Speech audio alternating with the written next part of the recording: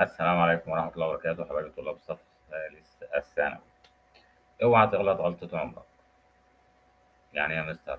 في ناس دلوقتي يقول لك يا عم انا هأجل الامتحانات. يا ابني هتأجل ليه؟ يا حبيبي استهدى بالله يا مستر. بص هي كبرانة في دماغها هأجل يعني هأجل.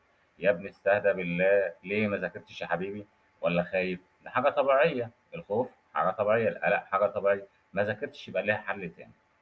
يعني ايه يا مستر؟ بص يا حبيبي يعني استهدى بالله بس كده. بص يا مستر هي كبرانة يعني خلاص. انا هأجل يعني هأجل. طب بص يا حبيبي في حاجتين الناس بتعملهم.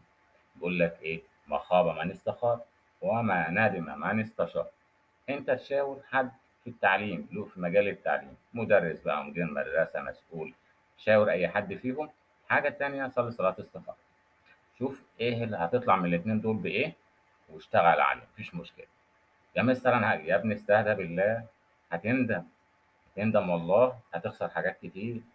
هتخسر وهترجع تغني طول حياتك غلطه ندمان عليها. يعني ايه يا مستر؟